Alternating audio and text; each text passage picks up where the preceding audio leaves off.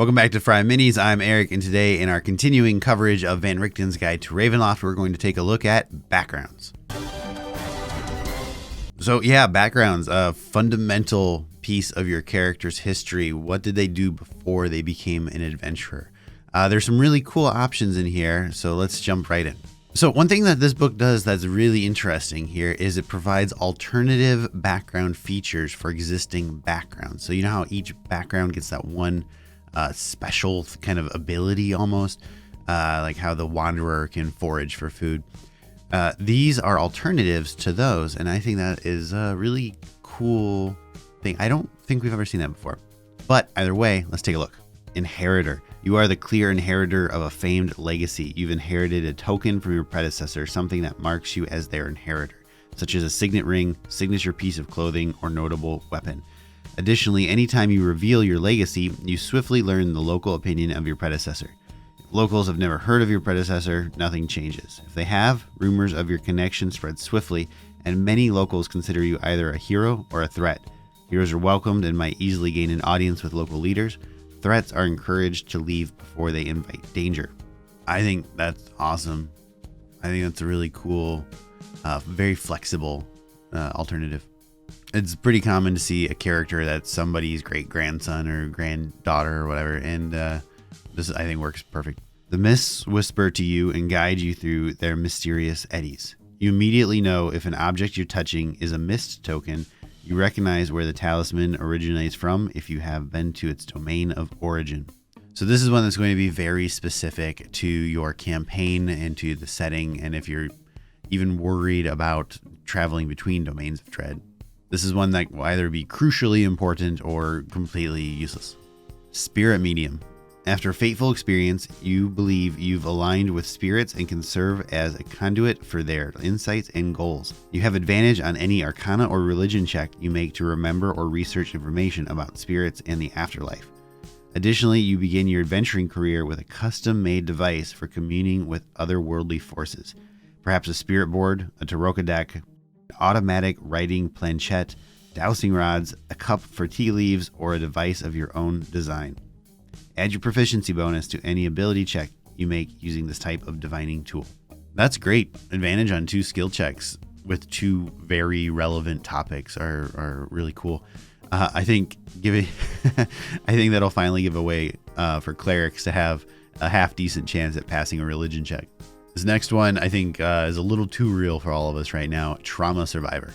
You survived. Whatever it was, you made it through, and you can help others do the same.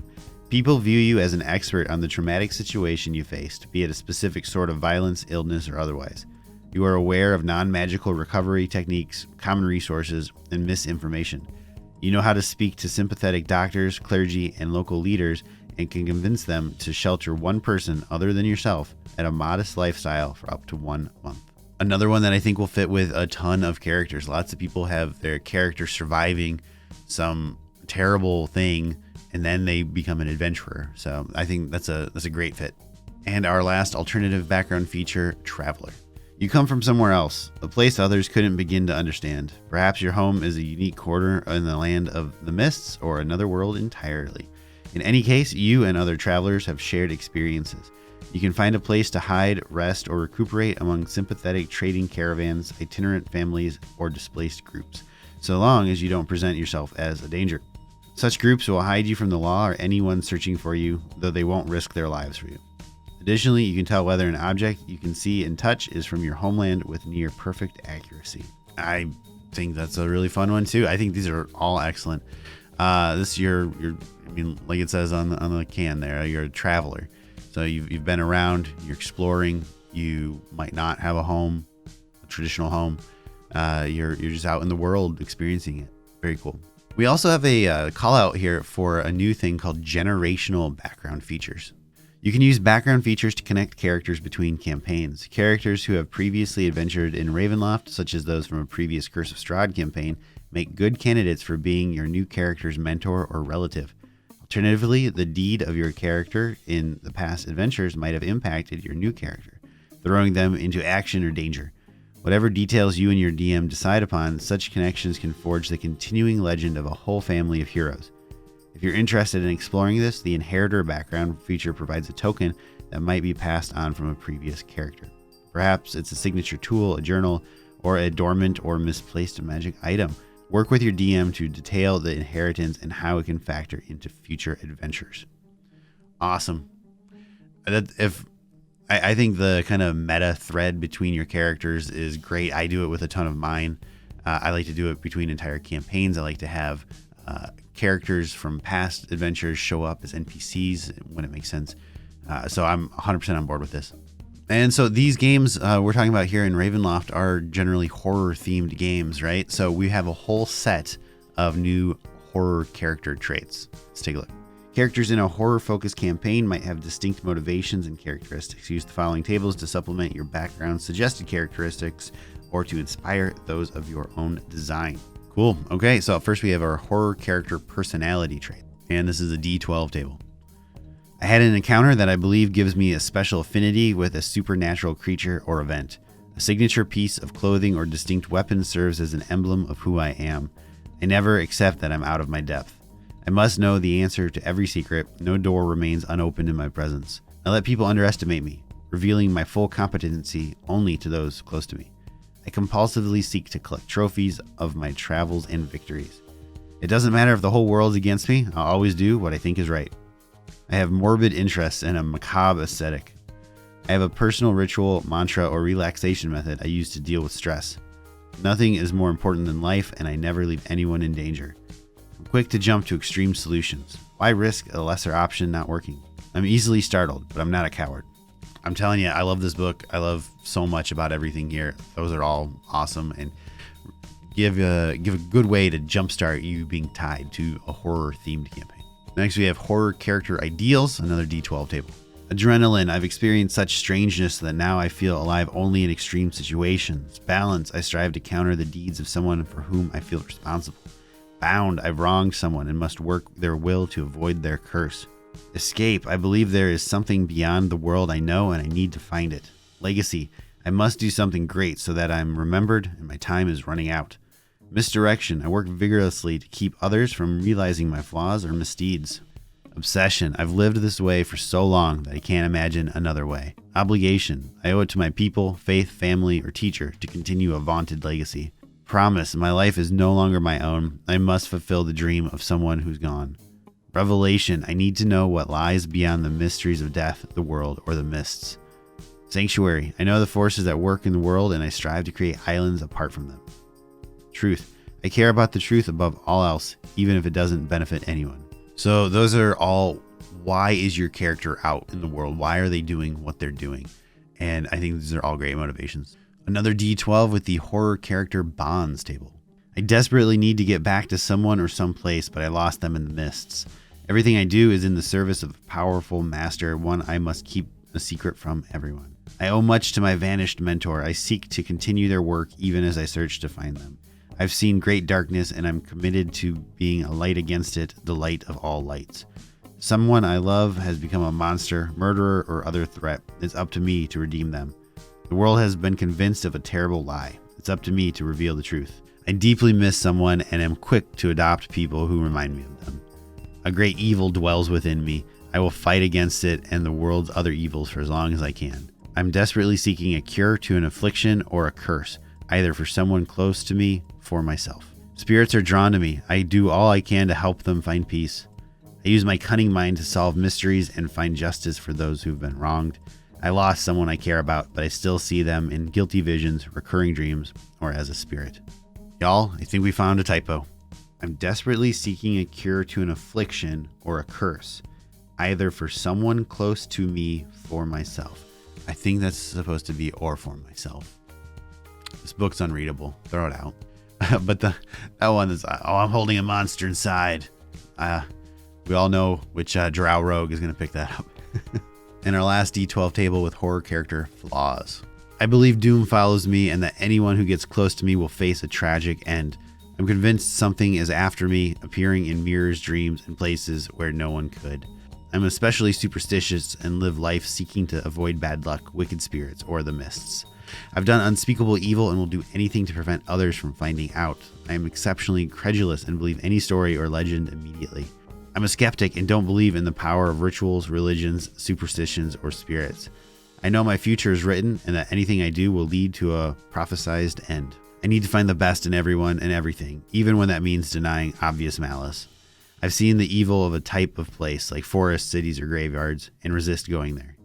I'm exceptionally cautious, planning laboriously and devising countless contingencies. I have a reputation for defeating a great evil, but that's a lie and the wicked force knows. I know the ends always justify the means and I'm quick to make sacrifices to attain my goals. The more fleshed out your character is, the better character is going to be. You can have a fine character that's a simple whatever, and I don't mean mechanically like a champion fighter. A champion fighter can be the best character. It all depends on things like this. What does your character do? Why are they doing it? Who are they? So the more help we can get from books, the better.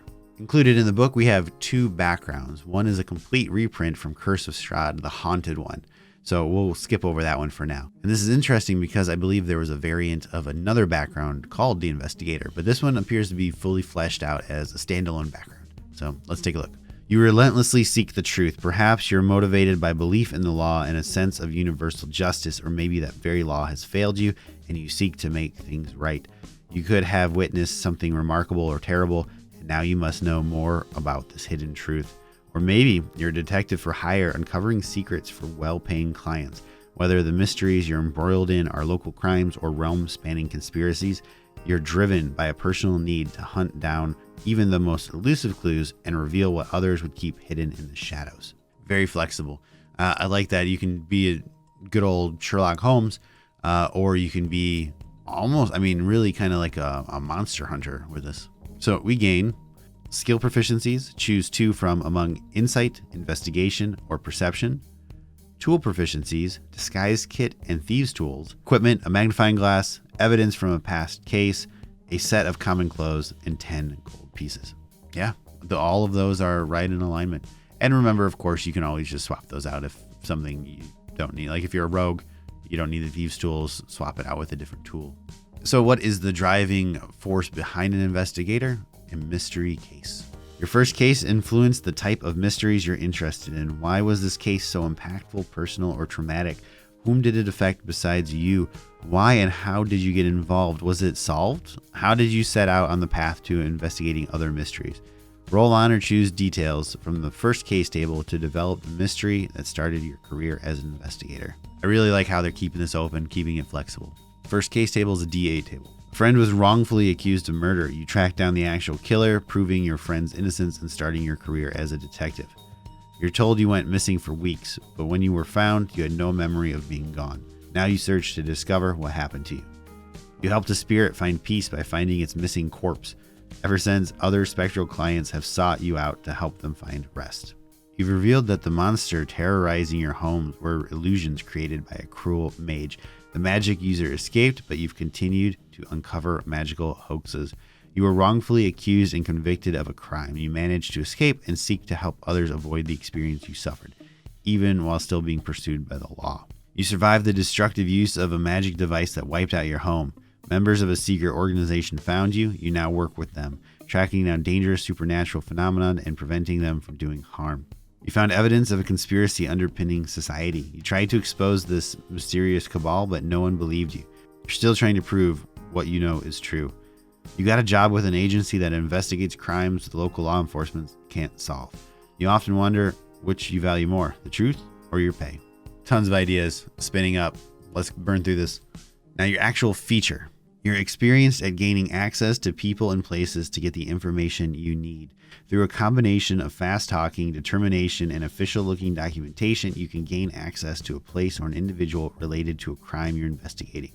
Those who aren't involved in your investigation avoid impeding you or pass along your requests. Additionally, local law enforcement has firm opinions about you, viewing you either as a nuisance or one of their own. This might be my new favorite background. You can be John Constantine or Constantine. You can be Men in Black. You can be Sherlock Holmes. You can be a monster hunter.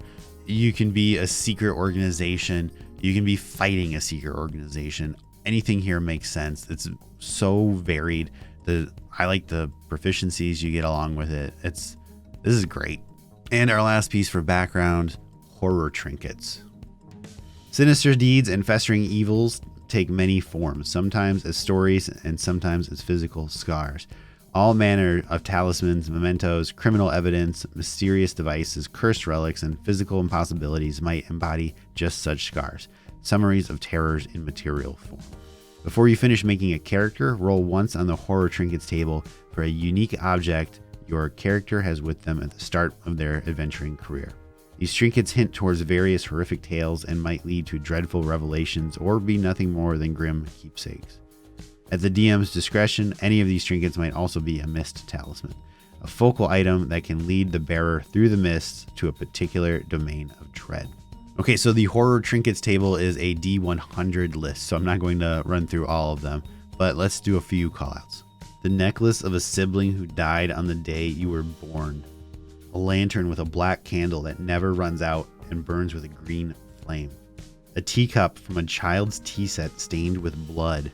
A birdcage into which small birds fly but once inside never eat or leave. A porcelain doll's head that always seems to be looking at you. A pouch made of flesh with a sinew drawstring. A child's portrait with "born" written on the back along with next year's date. A fossil of a fish with humanoid features. A straitjacket covered in charcoal runes. A ceramic figure of a cat with too many eyes. A sunburst amulet with a red stone at the center. Those are all cool. I think they're great. It's a bunch of items to look through, so spend some time looking there. Players, please work with your DMs to find a way to incorporate that item into your character story. DMs, please incorporate that item into their character story. So I think we've got some really cool background options here. The alternative replacement is neat. The new Investigator is awesome. The trinkets are cool. Haunted one is good to see reprinted. I think this is another home run. I'm telling you, I'm not trying to just love everything here, but this whole book has been phenomenal. Stay tuned for more Van Richten's Guide to Ravenloft content. Please like and subscribe. As always, thanks for watching.